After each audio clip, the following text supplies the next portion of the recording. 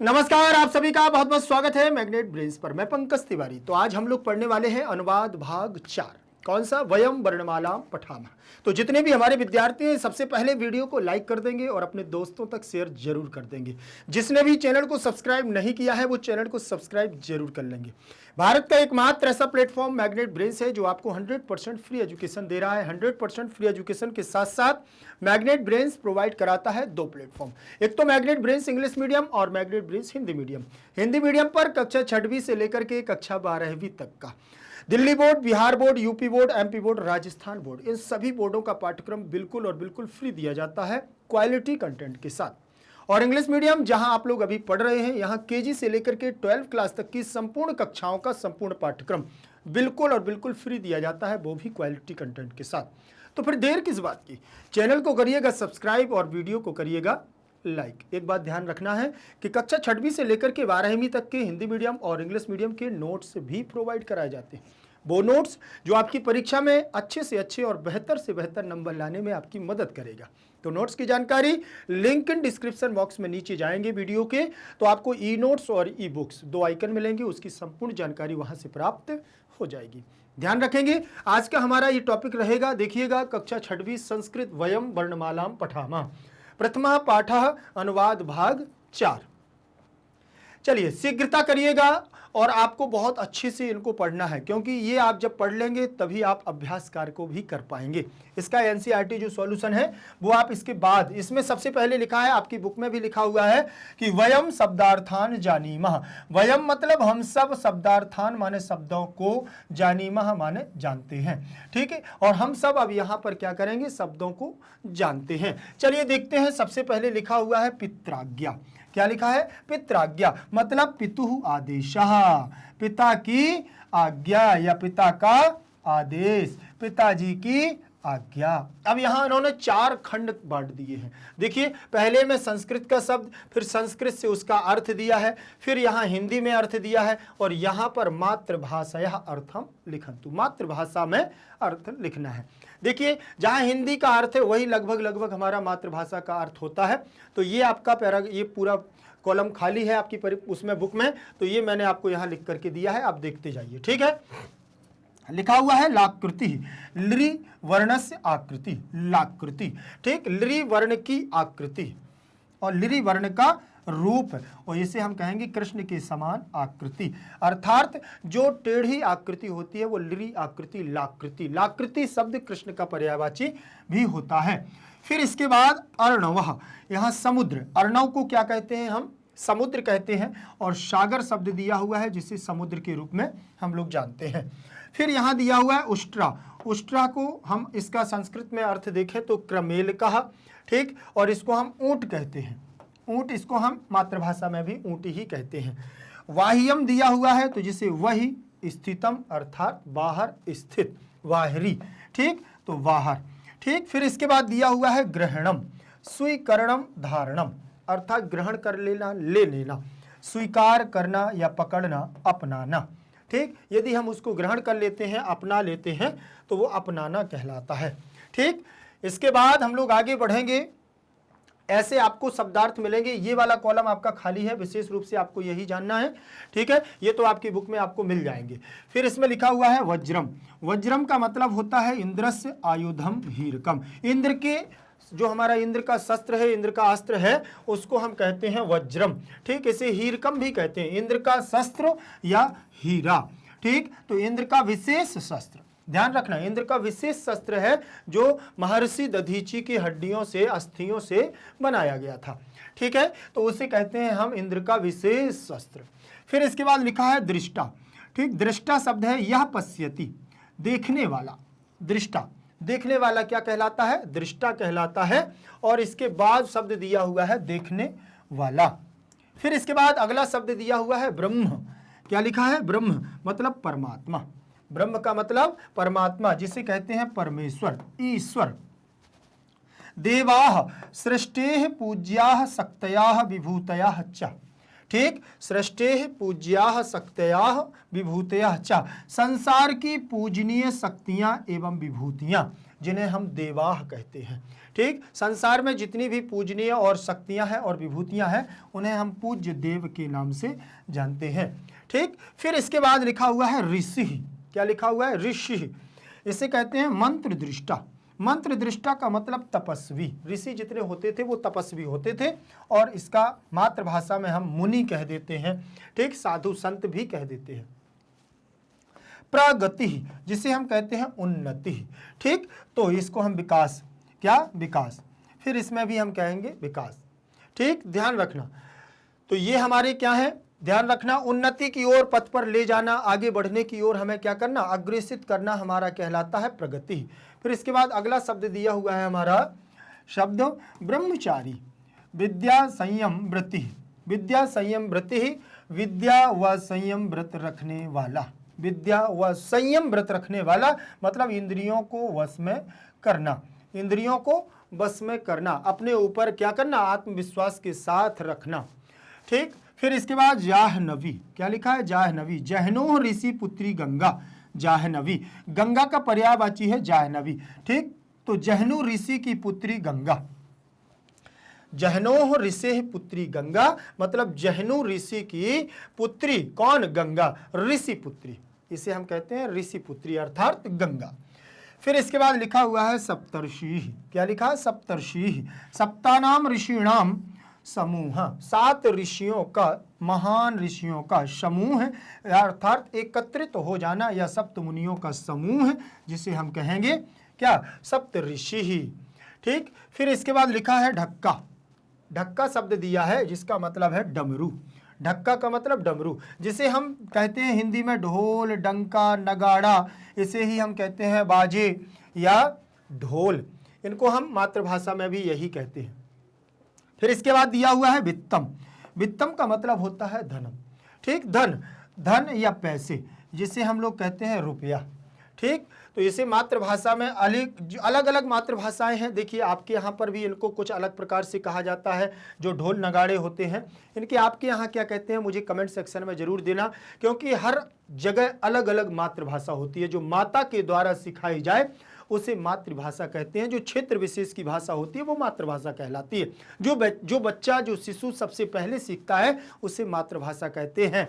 ध्यान रखिएगा, हिंदी तो हमारी देखिए मातृभाषा, ठीक है, हम सब जगह देखते हैं हिंदी है, लेकिन मातृभाषा अर्थम लिखत तो विशेष रूप से एक कॉलम बनाया गया, जो हम अपने क्षेत्र में जो विशेष रूप से सर्वप्रथम बालक सीखता है उसे हम मातृभाषा के रूप में मानते हैं। फिर इसमें लिखा हुआ है पंकजम, पद्मम। ठीक, इसे कहते हैं हम कमल, या इसे भी हम कहेंगे कमल। ठीक, ध्यान रखना। और कमल के पर्यायवाची और भी होते हैं जिसे हम कह सकते हैं पद्म, पुष्पाणी, ठीक, नीरज। ठीक, फिर इसके बाद आगे दिया हुआ है अगला शब्द है जो हमारा लिखा हुआ है संधि। द्वयोः वर्णयोः मेलनम। द्वयोः वर्णयोः मेलनम, दो वर्णों का मेल जो होता है उसे हम कहते हैं मिलाना या मेल। ठीक, फिर लिखा हुआ है संस्कर्ता। यह संस्कारम करोति, यह संस्कारम करोति, संस्कार करने वाला या संस्कृति को सिखाने वाला, वो कहलाता है हमारा क्या? संस्कर्ता। यहां लिखा हुआ है कांश कान। कान कान, कांश कान, किन किन को या किस किस को। ठीक है, समझ गए। फिर ऐसे लिखा हुआ है कस्मिंचित मतलब कुत्रचित, कहीं पर या किसी में, तो यहां हो जाएगा कहीं पर भी। फिर यहां दिया हुआ है पुल्लिंगम, लिखा हुआ है पुंवाचकम लिंगम। ठीक, यह हम इसे कह सकते हैं पुरुषवाचकम लिंगम, पुरुषवाचक लिंग अर्थात पुरुष समूह, जहां पर पुरुषों का समूह होता है उसे हम कहते हैं पुल्लिंगम। फिर इसके बाद दिया हुआ है संयमः। क्या दिया है? संयमः, तो इसमें हो जाएगा आत्मानुशासनम। क्या दिया हुआ है? आत्मानुशासनम, आत्मनियंत्रण, जिसे हम कहते हैं आत्मनियंत्रण कर लेना, स्वयं का अनुशासन बना लेना, आत्मनियंत्रण कहलाता है। फिर इसके बाद दिया हुआ है संवादः परस्परम संभाषणम, सौहार्दपूर्ण चर्चा। ठीक, जिसे आपसी बातें कहते हैं और अच्छे से आपस में हम लोग बातचीत करते हैं, सौहार्दपूर्ण। ठीक, उसे हम कहते हैं। फिर इसके बाद दिया हुआ है प्रातः कालः प्रभात वेलः, सुबह का समय, सवेरे का समय। फिर यहाँ दिया हुआ है राष्ट्रम, यहाँ पर आप सवेरे के समय में ऊषा काल का समय भी कह सकते हैं, ठीक है, तो ध्यान रखना। फिर यहाँ राष्ट्रम शब्द दिया हुआ है तो देशः, राष्ट्र या देश, अपना देश। फिर यहाँ मत्स्याह माने मीन, और यहाँ हो जाएगा मछली, और यहाँ भी मछली, और कई जगह मछरी, ला की जगह रा का उच्चारण कर देते हैं मछली, ठीक, ऐसे उच्चारण करते हैं, वो मातृभाषाया के रूप में आ जाएगा। फिर लिखा हुआ है आपका धार्ष्टर्यम माने धृष्टता, इसका मतलब होता है ठिठाई, ठीक, ढिड़ाई। फिर अनुशासनहीनता, जिसे हम वो कहते हैं कि अच्छे से कोई बातचीत ना करे, धृष्टता दिखाए, अनुशासनहीनता दिखाए, वो कहलाता है हमारा धार्ष्टर्यम। फिर लिखा हुआ है कात्स्यरण्यम, जिसे हम कहते हैं संपूर्णता। संपूर्णता का मतलब होता है पूर्ण रूप से या सब कुछ। फिर इसके बाद दिया हुआ दासरथी, दशरथस्य पुत्रः रामः, जो दशरथ का पुत्र है वह है राम दासरथी। दशरथ का पुत्र राम और दशरथ पुत्र, सीधे सीधे आप कह सकते हैं। फिर दिया हुआ है नरेंद्र, नृपः या सम्राट, नृपः या सम्राट, राजा या सम्राट। फिर दिया हुआ है मनुष्यों का स्वामी, जिसे कहते हैं नरेंद्र, मनुष्यों पर अधिकार रखने वाला, या जिसे हम नरों पर अधिकार रखने वाला हम कह सकते हैं क्या, नरेंद्र, ठीक है। तो समझ में आ गया ना, ये शब्दार्थ आपके लिए बहुत महत्वपूर्ण है, इनको जानना हमारे लिए बहुत जरूरी है। इसके बाद अगला शब्द दिया हुआ है मंजुलः, क्या दिया हुआ है, मंजुलः, जिसका मतलब होता है सुंदरः, ठीक, संस्कृत में इसका भावार्थ निकलेगा सुंदरः, जिसे हिंदी में कहते हैं रमणीय, क्या कहते हैं, रमणीय, और इसे हम मातृभाषा में कहेंगे बहुत अच्छा, ठीक। पुष्करम, जिसे कहेंगे पद्मम, पुष्करम मतलब पद्मम, और इसे हम वैसे देखेंगे तो इसका अर्थ निकलेगा आपका कमल, और इसे हम कहेंगे कमल, ठीक है। फिर इसे हम आगे अगले शब्द पर चलेंगे, जिसमें लिखा हुआ है स्वस्तिकः, क्या लिखा है, स्वस्तिकः, मंगल चिन्हम, शुभ चिन्ह या शुभ हमारा संकेत, ऐसा भी कह सकते हैं। फिर दिया हुआ है संगणक, संगणकम माने होता है संगणक यंत्रम, जिसे संगणक, या हम वैसे देखें अगर आपको मैं बता दूं तो संगणक को हम, कंप्यूटर जो है वो हमारा इंग्लिश का शब्द है, कंप्यूटर कौन सा है, इंग्लिश का शब्द है, और इसे हम हिंदी में संगणक कहते हैं, संस्कृत में संगणकम कह देते हैं, और इसे हम संगणक यंत्र कहेंगे, जो गणना के आधार पर सही हो उसे हम संगणक कहते हैं। फिर यहाँ लिखा हुआ है कंदुकः, ठीक, गेंदुकः, और इसे हम कहेंगे गेंद, यहाँ कहेंगे गेंद, ठीक। मैंने यहाँ पर बॉल जो लिख दिया है ये आपको समझने के लिए लिख दिया है कि हम कंदुक गेंद बॉल को कहते हैं, कहीं कहीं पर गेंद नहीं जानते हैं तो बॉल जानते हैं, इसलिए आप देखिएगा बॉल तो इंग्लिश शब्द है यहाँ पर आपका, ठीक, लेकिन गेंद शब्द ही आपका मातृभाषा में आ जाएगा। फिर लिखा है एकैकाः प्रत्येकम, यहाँ लिखा हुआ है हर एक, प्रत्येक का मतलब हर एक, और इसे हम साधारण अगर भाषा में देखें तो हर एक कह देते हैं, हर एक व्यक्ति को, ठीक। फिर यहाँ लिखा हुआ है अजह, अजह का मतलब झागह, ठीक, और जिसे हम देखते हैं लिखा हुआ है बकरा, ठीक। यहीं पर अगर ये बड़ा हो जाएगा ना जब, तो यहाँ बकरी निकल आएगा, इसका अर्थ बकरी हो जाएगा, स्त्रीलिंग परिवर्तन हो जाएगा, इसे हम कहते हैं बकरा, ठीक। तो एक बात और ध्यान रखना कि जो भी शब्द हैं हमारे, उन शब्दों को आपको जानना है। जैसे यहाँ लिखा हुआ है वधू, वधू का मतलब होता है परिणीता, विवाहित नारी, जो विवाहित नारी हो, जिसका विवाह हो गया हो, उसे विवाहित नारी को हम कहते हैं वधू, ठीक। और जैसे वधू बहुत ज़्यादा अगर देखना है तो मातृभाषा में हमको उसको कह सकते हैं नई दुल्हन, ठीक, जो जिसका विवाह हुआ हो उसको हम वधू के रूप में जानते हैं। फिर लिखा हुआ है मातृणम, मातुः ऋणम, मातृणम, ठीक, माता का ऋण, माता का ऋण, ऋण का मतलब जानते हो, कर्ज अदा करना, माता का कर्ज, माता के ऊपर ऋण, ठीक, तो मातृण, माता का ऋण। फिर क्ललिप्तम, देखें क्ललिप्तम क्या हो जाएगा, क्या क्ललिप्तम, तो कल्पितम, माना हुआ, ठीक, जिसे कहते हैं हम जाना हुआ या माना हुआ। फिर यहाँ लिखा हुआ है लृकार, क्या कहा, लृकार, तो लृवर्ण, लृवर्ण मतलब लृवर्ण, ठीक, इसे हम लृ आकृति के रूप में जानते हैं, ओम, प्रणवः, एकाक्षर ब्रह्म, फिर यहां हो जाए एक ही अक्षर में तीनों, एक ही अक्षर में तीनों। औषधम, औषधम भेषजम, औषधम का मतलब भेषजम, औषध यहां लिखा हुआ है दवाई, ठीक है। और यहां लिखा हुआ है जिह्वा, जिह्वा जिसे हम कहते हैं रसना, ठीक। यहां आपका हो जाएगा जीभ, और यहां हम लोग कहते हैं परिवर्तन थोड़ा मातृभाषा में जीभ हो जाता है, जीभ, भा की जगह बा बोल देते हैं, तो वो मातृभाषा में हम लोग प्रयोग करें जीभ, ठीक। तो ध्यान रखोगे, इंग्लिश के भी आपके शब्द दिए हुए हैं बुक में, ध्यान रख लेना, मैंने यहां पर ऐड नहीं की है, ठीक। इंग्लिश के शब्द भी आपके दिए हुए हैं। फिर इसके बाद आगे बढ़ेंगे और आगे दिया हुआ है नामधेयम, क्या लिखा है, नामधेयम, यहां लिखा हुआ है नाम, यहां पर भी हिंदी में नाम और मातृभाषा में भी नाम हो जाएगा। फिर दिया हुआ है भगनी, जिसे हम कहते हैं स्वसा, ठीक। भगनी मतलब बहन, और स्वसा बुआ भी होती है, तो वो भी किसी न किसी की बहन होती है, पिता की बहन, ठीक। इसका अर्थ होता है बहन, और यहां पर हो जाएगा आपका बहन, ठीक। बहन, वहन, बहन, और यहां वहिन ही हो जाएगा, अंतर हो जाता है थोड़ा सा भाषा परिवर्तन में। भ्राता, अनुजः, अग्रजः, छोटा भी होता है बड़ा भी होता है, भाई, ठीक। और यहां हो जाएगा भैया। फिर पितामही माने पितु माता, पिता की माता पितामही, दादी जिसे हम कहते हैं दादी, तो यहां पर भी हम दादी कह देंगे, ठीक, ध्यान रखोगे। फिर लिखा है पितामह, तो पितु, पितु पिता, तो ये हो जाएंगे अपने क्या, पितु पिता मतलब दादा, दादाजी। फिर इसके बाद माता मही, मातु माता, आप समझ गए, माता की माता मतलब नानी, तो यहां हो जाएगा नानी, तो यहां पर भी आप लोग मातृभाषा में उसको नानी ही बोलते हैं। फिर लिखा हुआ है माता महा, तो यहां हो जाएगा मातु पिता, ठीक। माता के पिता कौन हो जाएंगे, नानी के बाद नाना, ठीक। तो यहां पर भी आपके नाना जी आ जाएंगे।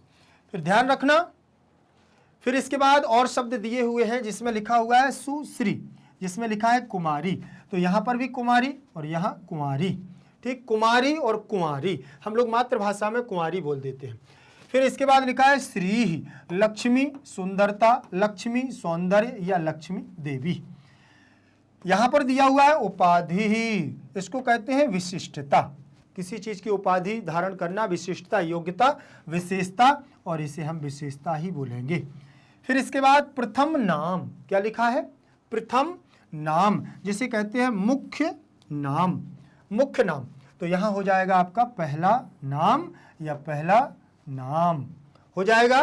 फिर इसके बाद अगला दिया है मध्य नाम, तो इसे कहते हैं मध्यवर्ती नाम, बीच का नाम, ठीक, बीच का नाम, यहां पर भी आपका हो जाएगा, इंग्लिश में आप लोग जो है मिडिल नेम, तो बीच का नाम। फिर लिखा है अंत्य नाम, अंत नाम का मतलब अंतिम नाम या कुल नाम, ठीक। कुल का मतलब समझ रहे हैं ना, पूरा नहीं, कुल का मतलब वंश, आपका कौन, आप किस परिवार से बिलोंग करते हैं उस कुल का नाम, तो अंतिम नाम, समझ में आ गया। फिर लिखा है कुल नाम, कुलस्य गोत्रस्य वंशस्य व नाम, अपने कुल गोत्र का या वंश का नाम, वंश का नाम, अपने परिवार का नाम, ठीक है। तो ये आपका यहां पर हो जाएगा ऐसे, कुलस्य गोत्रस्य वंशस्य व नाम, कुल नाम, समझ में आ गया बेटा। चलिए आज की क्लास यहीं तक, मैंने इसमें केवल शब्दार्थ का एक ही कॉलम था जिसको मैंने आपको यहाँ पर पूर्ण कर दिया है। आपको यदि समझ में ना आया हो तो मुझे कमेंट सेक्शन में ज़रूर देना। धीरे धीरे आपकी बुक, आपका फर्स्ट चैप्टर पूरा होने जा रहा है, आप लोग बढ़िया से करते रहिए। कहीं पर भी कोई भी समस्या हो तो मुझे कमेंट सेक्शन में ज़रूर बता देना। एक बात ध्यान और रख लेना कि भारत का एकमात्र ऐसा प्लेटफॉर्म मैग्नेट ब्रेन्स है जो आपको 100% फ्री एजुकेशन दे रहा है। 100% फ्री एजुकेशन के साथ साथ मैग्नेट ब्रेन्स आपको 2 प्लेटफॉर्म प्रोवाइड कराता है, एक तो मैग्नेट ब्रेन्स इंग्लिश मीडियम और magnet brains Hindi medium. Hindi medium पर कक्षा 6वीं से लेकर के कक्षा 12वीं तक का, ठीक है ना, Delhi board, Bihar board, UP board, MP board, Rajasthan board, इन सभी बोर्डों का पाठ्यक्रम बिल्कुल और बिल्कुल फ्री देता है, वो भी क्वालिटी कंटेंट के साथ। और जहां आप लोग पढ़ रहे हैं वो है आपका इंग्लिश मीडियम। यहाँ केजी से लेकर के 12 क्लास तक की सारी कक्षाओं के संपूर्ण सिलेबस को करवाया जाता है बिल्कुल फ्री क्वालिटी कंटेंट के साथ। और अभी आपकी जो दीपिकम बुक आई हुई है आपकी क्लास की, आपको मालूम है मैग्नेट ब्रेन्स पर सबसे पहले सॉल्यूशन के सहित आई हुई है। ध्यान रख लेना, पूरा आपको मिलेंगे, बहुत सारे वीडियोस मिलेंगे, लेकिन आपको सॉल्यूशन नहीं मिलेगा। बिल्कुल क्रम से, सीक्वेंस के, तो जल्दी से जल्दी धूम मचा दो, अपने दोस्तों तक शेयर जरूर कर देना है। और क्या, मैग्नेट ब्रेन्स कक्षा 6वीं से लेकर के कक्षा 12वीं तक के नोट्स भी प्रोवाइड कराता है। वो नोट्स जो आपकी परीक्षा में बेहतर से बेहतर नंबर लाने में आपकी मदद करेगा। तो नोट्स की जानकारी कैसे मिलेगी? लिंक इन डिस्क्रिप्शन बॉक्स में आप जाएंगे तो ऐसे 2 आइकन मिलेंगे, ई नोट्स और ई बुक्स। इसकी संपूर्ण जानकारी आपको वहां से प्राप्त हो जाएगी। कैसे आप तक पहुंचेंगे वो भी आपको जानकारी मिल जाएगी। ध्यान रखना, भूलना नहीं। ठीक है, फिर मिलेंगे अगली क्लास के साथ। तब तक के लिए जयतु संस्कृतम, जयतु भारतम।